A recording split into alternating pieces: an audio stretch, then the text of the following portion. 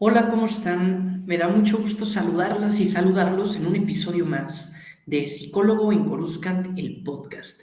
Un espacio para analizar la psicología de Star Wars y también para identificarnos nosotros en el mundo de Star Wars, en Coruscant. Hablando de Coruscant, hoy pueden ver que hoy estoy en Coruscant, ¿no? Y es que estamos haciendo una remodelación acá en casa y no estaba el espacio habitual, estamos haciendo ahí algún ajuste mínimo. Espero ya el siguiente episodio tenerlo acá listo. Hoy quiero hablar de dos cosas en este espacio.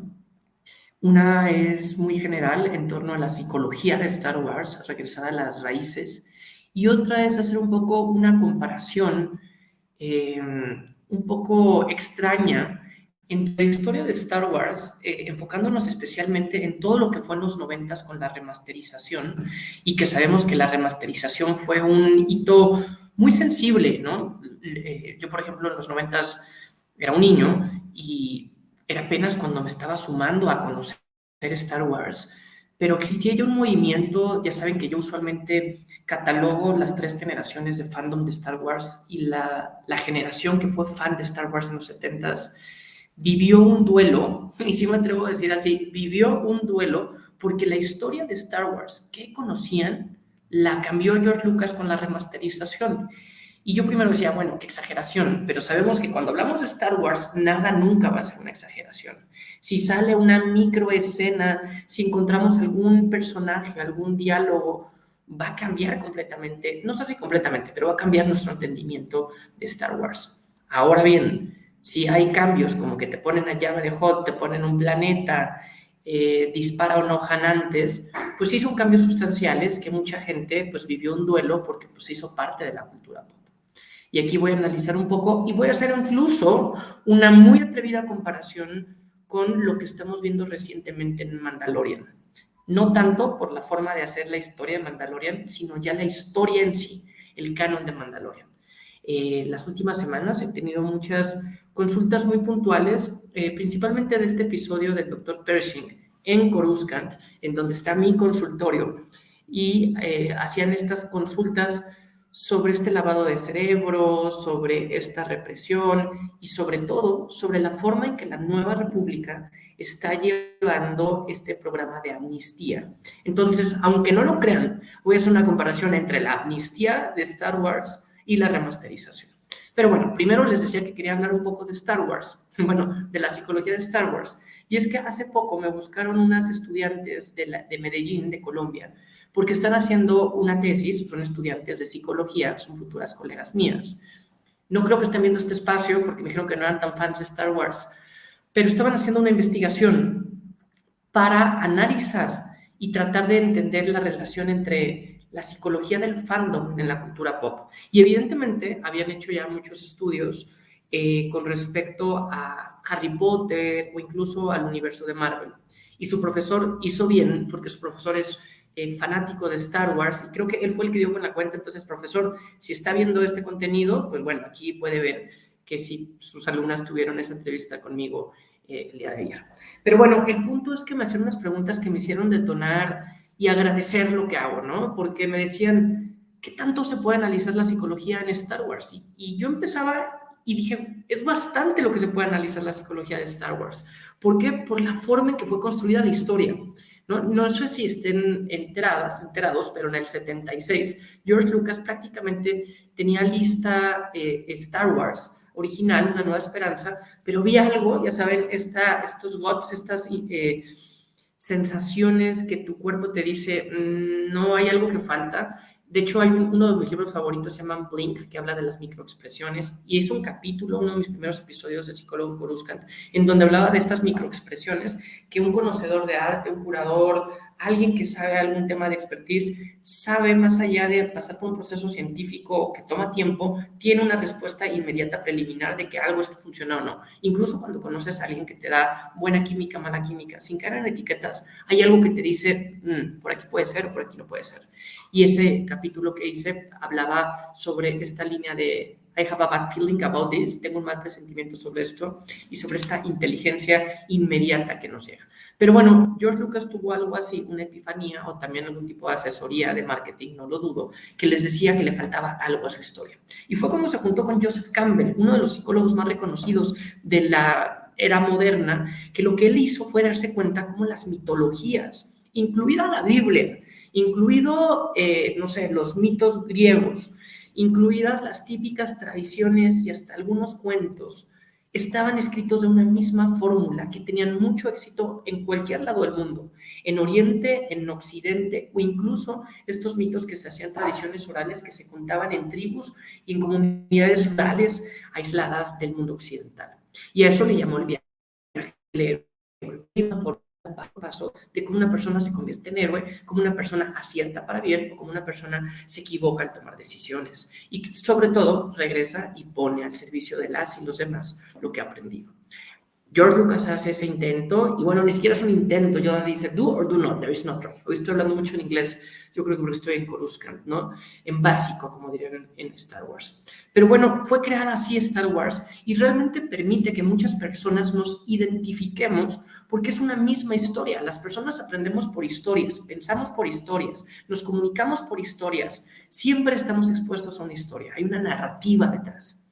Aquí el hecho de tener una sola narrativa construida en 46 años y contando, que se va profundizando y que los personajes están tan bien hechos, nos permite realmente, pues, no sé, ahorrarnos el tema de, mira, te voy a contar una historia y tal, y de aquí a que la entiendes y te pierdes en los detalles. Aquí no es necesario que yo cuente cómo Anakin tenía una resistencia al miedo, cómo Anakin tenía un apego inestable, cómo Anakin tenía un duelo no resuelto por haber visto morir a su madre, cómo Kenobi tenía una depresión por un estrés postraumático, o cómo Cyril Khan sigue al pie de la letra los criterios y síntomas diagnósticos del libro estadístico de diagnóstico de PC5, como un trastorno de personalidad obsesiva compulsiva. Entonces, es impresionante cómo podemos encontrar esta historia que nos permite identificarnos y también nos permite comparar motivaciones.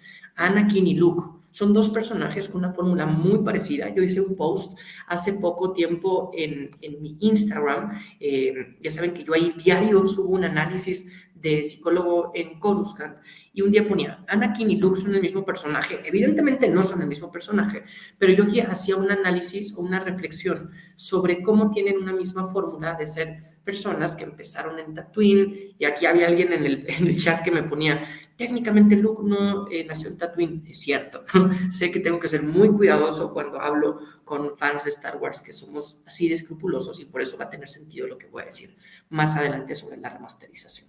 Pero lo que quería aquí hacer ver era cómo tenían una estructura, un esqueleto narrativo muy parecido, en donde estaban aislados de la galaxia y poco a poco empiezan un proceso de discernimiento a través de maestros, a través de saberse sensibles a la luz, para enfrentarse a una gran batalla. La gran diferencia obvia es que sabemos que Luke Skywalker, a pesar de tener tentaciones, a pesar de errar, a pesar de que se le mueren sus maestros, a pesar de vivir confusiones y vivir en el imperio, logra salir adelante, vencer, incluso no solamente vencer a los malos, también vencer a los buenos, si me permiten decirlo así. Yoda le dice, no te vayas en Dagobah a salvar a tus amigos, déjalos ir. Tú acá no has terminado tu formación, y Luke dice, no, o sea, yo sé lo que quiero, tengo mis convicciones y si tengo que sacrificar un tiempo en mi entrenamiento voy a salvar a mis amigos. Anakin, por otro lado, en Coruscant, en tiempos de la República, tiene un proceso muy parecido. Evidentemente, temas de personalidad, de estructura narcisista, de ansiedad, la presión de saberse el elegido, ver morir a Qui-Gon en sus ojos, ver morir a su madre en sus brazos, enamorarse y casarse clandestinamente, saberse poderoso, la manipulación de Palpatine. Hay muchas variables diferentes. Y también él, cuando Yoda le dice lo mismo, de deja ir en el episodio 3 le dice, tengo unas premoniciones, alguien cercano se muere, y dice, déjalo ir, ¿no? Regocíjate por alguien que se hace uno por la fuerza. Esa respuesta de Yoda fue muy tóxica. Aquí Anakin se estaba vulnerabilizando, estaba pidiendo apoyo, no necesitaba en ese momento una reflexión filosófica, necesitaba una contención emocional que sabemos que la Orden Jedi nunca dio. Pero bueno, vemos cómo Anakin evidentemente es fruto de sus propias decisiones, no es que haya sido culpa de una malformación, mala educación de Kenobi o que haya sido únicamente culpa de la manipulación de Palpatine. Sí, todo esto influye, pero el mismo Anakin en el final de la primera temporada, o al menos de la única temporada que conocemos hasta ahora de Kenobi, le dice a Kenobi, no, no, Obi-Wan, no te pongas tú el atributo de haberme hecho esto, yo lo decidí. Y eso es un statement, es una declaración de motivos muy fuerte que le da mucho sentido a la historia de Star Wars, porque por un lado se libera Kenobi de la culpa, ya sabemos que hay culpas persecutorias que no te dejan dormir y culpas reparadoras que dices, pues voy a enmendar lo que hice. Y por otro lado, Anakin toma esta decisión que sabemos y que incluso se refuerza porque lo encontramos en episodio 6, redimido a Hayden Christensen como un Anakin joven, haciendo esta similitud que Anakin murió en manos de Vader también, y pues bueno, así se va haciendo un poco esa comparación. Pero bueno, esa es la riqueza de Star Wars. Disfruté muchísimo esa plática, en esa evaluación o en esos insumos para una tesis, y me hizo recordar la suerte que tenemos también de pertenecer a un fandom, de tener identidad, de saber que vemos muchas personas, y sobre todo hoy en el campo digital, que nos podemos estar comunicando en tiempo real para discutir este tipo de temas. Qué suerte tenemos. Imagínense en unos años cuando digamos, ¿cómo quisiera haber visto Star Wars o ser fan de Star Wars cuando nos enteramos que Grogu fue salvado de esta forma del Orden 66? Cuando vimos a Luke aparecer de una forma heroica en la final de la segunda temporada de Mandalorian, ¿no? Realmente es muy bueno ser fans de Star Wars, hay mucho por analizar de psicología, en donde también nos podemos proyectar, y esa es la premisa de este espacio, ¿no? Es mucho más fácil hablar de todo esto si lo vemos en una narrativa de una galaxia lejana, porque aquí nos quitamos la defensa de, pues no soy yo, ni siquiera pasó en este planeta, pasó en un Gungan, ¿no? Pero decimos, bueno, pasó en otro planeta, eso sin duda, en una galaxia muy lejana y hace mucho tiempo, pues nos quita un poco de defensas, nos crea, así como uno puede crear un alter ego, una personalidad diferente para ciertos temas, aquí creas una alter galaxy, un universo totalmente etéreo, diferente, pero que no es tan diferente. O sea, puede ser que ahí haya Wookiees, puede ser que haya en el sonido, en el espacio haya sonido, puede ser que haya velocidad, tiempo, luz y que haya gente sensitiva a la fuerza, pero lo que estamos viendo en política, en filosofía, sobre todo en conductas humanas, porque pues eso es lo que detona la filosofía y la política, es la psicología, pues es muy parecida a la que vivimos en este planeta. Pareciera que aquí se va a acabar el episodio, pero no, esto solamente fue una introducción para hablar específicamente de esta reflexión que les traigo sobre la remasterización. ¿Qué pasó con la remasterización? Evidentemente hubo estas defensas y me gustó, vi hace poco un documental que los hijos del Yagua, les mando un saludo a los hijos del Yagua que me invitaron a su podcast y fue muy divertido, y me hacían esta reflexión sobre un documental que se llama La gente contra George Lucas. Y es en los 90s y hacen ver cómo vivían este duelo cuando con la remasterización les cambian la historia. Y dicen, es, por ejemplo, como si viéramos el caso, no sé, de un artista, Miguel Ángel, Da Vinci, que regresa y dice, no, la piedad no tenía que ser así, me había equivocado, y le borra algo. No, la Mona Lisa, y hace un ajuste en la Mona Lisa, y pues no, las obras... alguien cuando crea una obra, sea un artista o incluso nosotros como creadores de contenido, con las múltiples, bastantísimas errores, como que en mi fondo se empieza a perder, pero pues que al menos compartimos. Uno cuando crea un contenido ya no es tuyo cuando lo entregas a la audiencia, ¿no? O sea, a veces es muy criticable de decir, bueno, ya lo subí y después voy y lo edito, como cuando editas un comentario en redes sociales. Pues no, o sea, aquí el punto es pues ya funciona. Pero sabemos que han habido errores en Star Wars. ¿Cómo olvidar el señor de los GIMs que salía en la temporada 2 de Mandalorian y que hiciera una gran distracción y era como lo tenemos que quitar, ¿no? Es diferente corregir algo así, que es más de cuestión del estilo y el formato, allá hacer un cambio consciente de la historia. Y sobre todo, lo que a la gente le enojaba más es que habían eliminado el material original, haciendo un statement absurdo, Lucasfilm, diciendo nadie nunca va a tener la película original. Cosa que es muy cuestionable, yo conozco muy poco de cinematografía, pero al parecer, pues, no sé, la película, la cinta original, la vas a mantener más si es Star Wars que hizo historia, y puedes hacer una copia, y esa copia es la que remasterizas, y es la que editas, y es la que pruebas, pero mantienes las dos. Pero aquí evidentemente hubo un duelo porque la gente hizo suya la historia y dijo, pues no, para mí, bueno, ya me hayas entregado, yo ya me había hecho esto una idea, asume tu responsabilidad, Nos entregaste una historia con sus imperfecciones en 77 y hoy queremos esas imperfecciones porque son lo tuyo, ¿no? La cultura popular es cuando deja de ser cultura popular, ¿no? Ayer también me preguntaban cuando hacíamos esta evaluación de tesis, bueno, esta tesis, ellas no conocían de Star Wars y me decían, ¿realmente se llama Baby Yoda? Y les decía, no, nunca se llamó Baby Yoda, ni siquiera le llamaron así en los capítulos, apenas hace poco se hizo referencia a Yoda, pero sin mencionar a su nombre. Pero pues es algo que la cultura pop hicimos ese nombre y evidentemente ya sabemos que es Grogu y podemos tener en mil cantidad de datos, sobre todo los fans de nicho que podemos profundizar a detalle, pero si no, la gente hace suyo ese nombre y va a ser muy difícil quitarle el nombre de Baby Yoda, porque pues ya no es tuyo, esa es la cultura popular, ¿no? Eso es parte de lo interesante cuando pasan estos fenómenos que George Lucas le regaló al mundo, a la cultura, al arte, un universo que realmente nos lo estamos apropiando. Y aquí lo relevante sería no decir, bueno, vamos a desechar lo que tú hiciste, sino vamos a continuar construyendo. A mí yo creo que si me dijeran qué es lo que más me gusta de Star Wars, es que es eso mismo. Y si yo hubiera vivido las remasterizaciones, tal vez me hubiera molestado. No sé. Pero ¿por qué lo digo? Porque algo que me gusta mucho de Star Wars es la forma en que no te vuelven a contar otra vez la historia y dices, ay, yo me sabía esto y no es así. Yo cuando leo novelas que no son de Star Wars, me cuesta mucho, por ejemplo, las novelas de historia política. Digo, pues sí, pero por ejemplo, en el caso de México, este héroe realmente fue así, o nos están contando la historia, o hay un interés político detrás, o si me pongo a leer, no sé, algo relacionado con mi trabajo, me empiezo como, no sé, a cuestionar bastante. Pero en Star Wars no te cuestionas tanto porque pues es un universo nuevo y tal vez me puedo cuestionar la congruencia de este personaje, si embona bien con lo que vimos en el canon, pero pues realmente le están echando muchas ganas y existe un departamento para que cuadre la gran mayoría y tampoco fijarnos en esos detalles mínimos.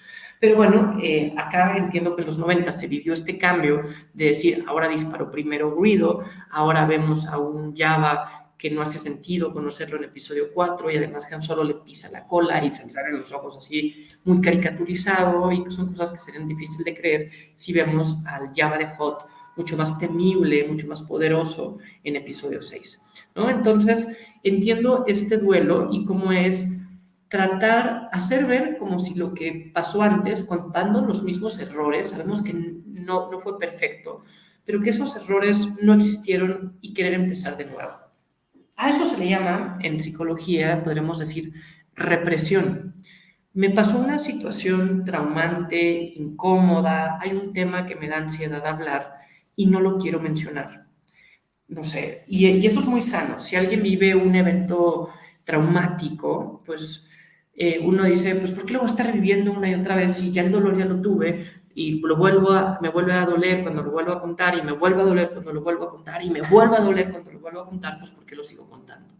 ¿No? También es ayudarse y seguir adelante. Pero existe el otro extremo cuando dices, no pasó, no murió esta persona, no terminamos esta relación, no me corrieron de este trabajo o tengo un tema, no sé, de identidad personal, algo que no me gusta de mi cuerpo, que sí me gusta, este comentario, sobre todo en mi niñez, en esos momentos en donde como todos, la primera vez que lo vivimos y nuestras características y nuestras competencias, nuestras herramientas son mucho más pobres, realmente somos como esponja y no tenemos todas las herramientas para asimilarlo de la mejor forma.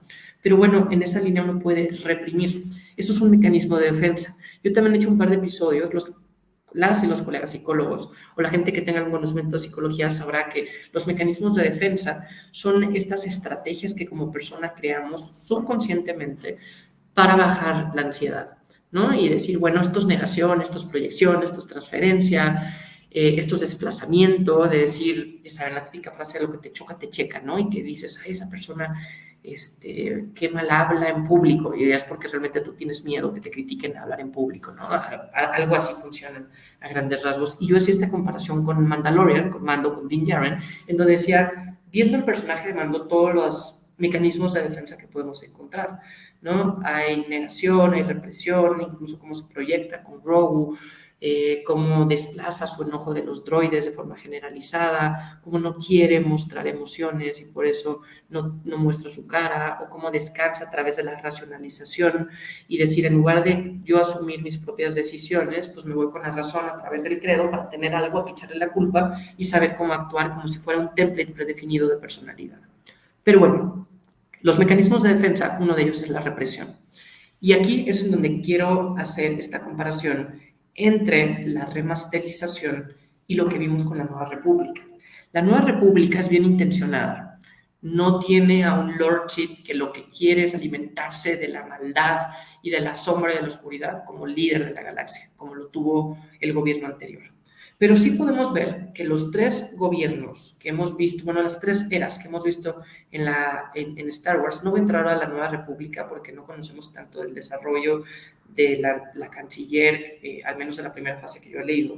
Pero bueno, sabemos que está la República, en donde hay mucha corrupción, tiene mucho que ver Palpatine, existe mucho esta ceguera de la Orden Jedi para únicamente atender a los planetas del núcleo. Existen algunos planetas un poco más alejados del borde medio, del borde exterior, que no se sienten tomados en cuenta. Empieza un movimiento separatista, empiezan las guerras clon orquestadas, sabemos por la misma persona, pero hay mucha corrupción.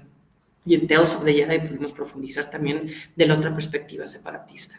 Aunque también, si profundizáramos en los separatistas, nos podremos dar cuenta cómo también es una declaración de intenciones contra el capitalismo, porque quienes están a cargo del movimiento separatista, el clan de comercio, el clan bancario, la Tecnounión, no son otra cosa más que representaciones de la industria, ¿no? Y del poder en lo privado.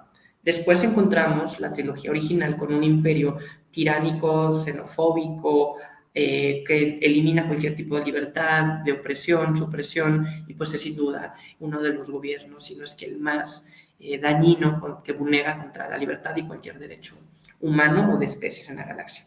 Pero lo interesante y lo que nunca entendimos bien, y poco a poco vamos a ir entendiendo, es por qué vuelve a pasar, y nunca nos explicaron a detalle, una primera orden y no encontramos una nueva república que decimos, pues bueno, en episodio 6 nos quedamos todos contentos, vemos episodio 7 y volvió a empezar, nuevamente repiten episodio 4, pues ¿qué pasó? Que me perdí, ¿no? Y aquí, la nueva república, sabemos que viendo ahora en Mandalorian, nos vamos dando cuenta cómo comete ciertos errores muy grandes y en lugar de querer aceptar la historia que tuvieron tan dolorosa del imperio, quieren como decir, bueno, no pasó, ¿no? Y este ejercicio de amnistía es muy loable, es una estrategia política que los gobiernos hacen después de crímenes principalmente de guerra, crímenes que son masivos, crímenes que muchas personas cometieron, y más allá de quitar la sanción, que eso sea un indulto, quitan el crimen, es como si no hubiera pasado y dan una oportunidad nueva.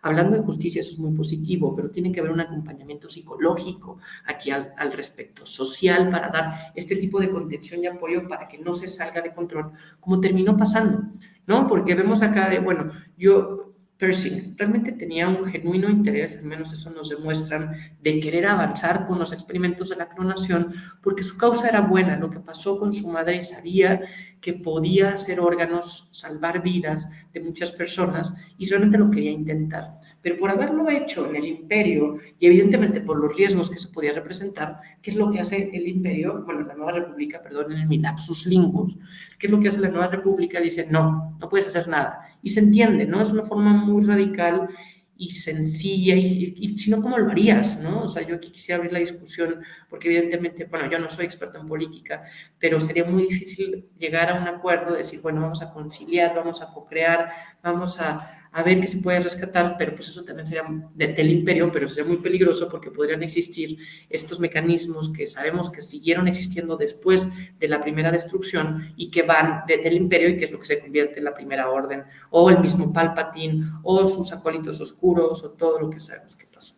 El problema aquí fue tratar de reprimir y decir, no pasó, eliminémoslo y sigamos adelante, porque de cierta forma termina saliendo otra vez, termina este fenómeno, se llama de olla express, usualmente se le dice así, porque es como si la dejas así la olla express, va a llegar un punto en que tal vez va a explotar, ¿no? Por no sacarlo de alguna otra forma. Y en ese mismo sentido, pues es algo parecido lo que hizo George Lucas con la remasterización.